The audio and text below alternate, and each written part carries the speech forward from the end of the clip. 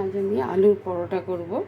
খুব তাড়াতাড়ি হয়ে যায় সহজ পদ্ধতিতে। এখানটায় আমি ময়দা মেখে রেখেছি, লবণ দিয়েছি শুধু, আর মাখার পরে একটু তেল মাখিয়ে এটা রেখে দিয়েছি। এটা এখন একটু রেস্টে রেখে দেব। আর এখানটায় আলু সেদ্ধ করে নিয়েছি। আর আলুগুলো এখন আমি সব ম্যাশ করে নেব, ভালো করে আলুগুলো ম্যাশ করে নেব। খুব তাড়াতাড়ি হয়ে যায় এভাবে আলু পরোটা করলে, খেতেও খুব স্বাদ হয়। আলুটা আমি ম্যাশ করে নিয়েছি। এর মধ্যে দেব আমি একটা বড় পেঁয়াজ কুচি, আর দেব স্বাদ মতো লবণ, আর দেব লঙ্কার গুঁড়ো। আপনারা চাইলে লঙ্কার গুঁড়োর পরিবর্তে কাঁচা লঙ্কা কুচিয়ে দিতে পারেন। আমি কাঁচা লঙ্কা কুচিয়ে দিচ্ছি না, লঙ্কার গুঁড়ো দিলাম। আর দিচ্ছি একটুখানি কারি পাতা। কারি পাতা যদি কেউ ভালো না বাসেন এটাকে বাদ দিতে পারেন। এখন এগুলো সব ভালো করে মেখে আমি যতগুলো পরোটা বানাবো ততগুলো গুলি করে নেব। আলুগুলো সব গোল গোল করে গুলি করে নেব। আমি আলুগুলোকে মেখে এরকম ভাগ করে নিয়েছি যতগুলো বানাবো। আর আমি ময়দাটাও সেম তাই করেছি। আলু পরোটা মানে যে বেশি মোটা বা বেশি বড় বড় গুলি করতে হবে তার কোনো মানে নেই। এই ছোট ছোট আমি একটা বল তৈরি করে নিয়েছি ময়দার।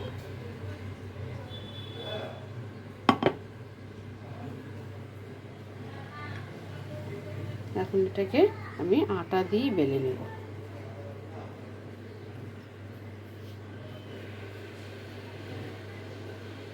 হাত দিয়ে এরকম একটু ছড়িয়ে নিয়ে তারপরে বেলে আলু স্টাফিংটা এর ভেতরে পুরটা ভরে দেব।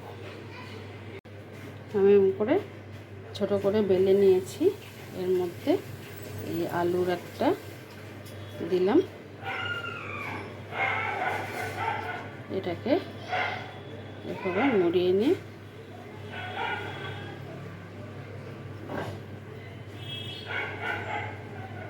পুরটা এভাবে চেপে চেপে দিতে হবে।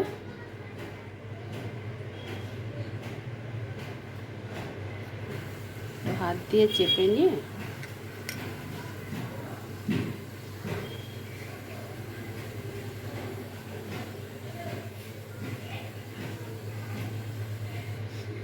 এভাবে সবকটা আগে আমি তৈরি করে নিব, তারপরে একটা করে বেলবো আর ভেজে নেব।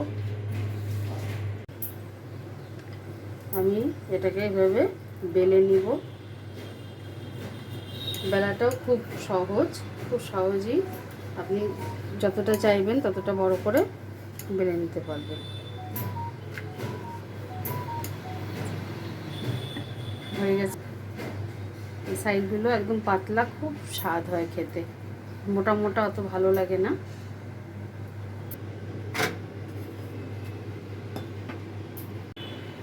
আমি পরোটাটা বেলে নিয়েছি, এভাবে তা বসিয়েছি।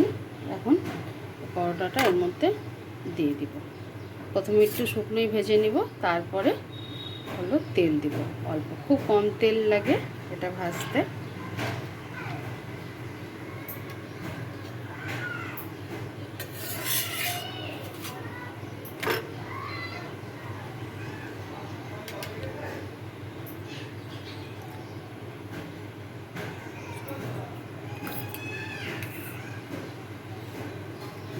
একটু অল্প আমি সাদা তেল দিয়ে ভাজছি, এটা সাদা তেল দিয়েই ভালো হয় ভাজাটা।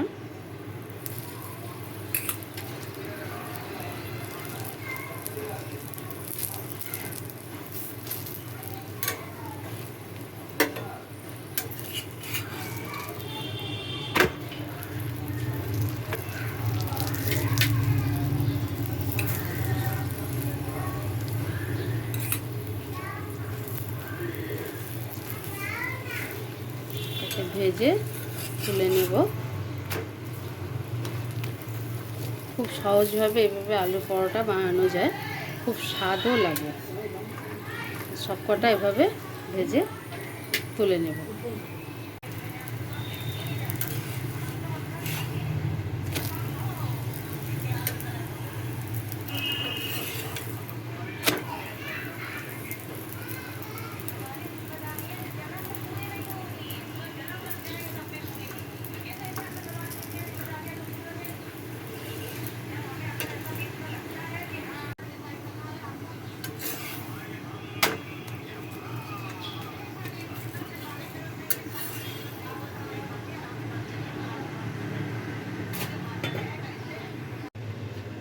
সব কটা এভাবে ভেজে তুলে নিয়েছি। কি সুন্দর হয়েছে। এখানে একটু সস দিয়ে, বা যদি কেউ আলু তরকারি করে বা সস দিয়ে, এটা খুব ভালো লাগে খেতে।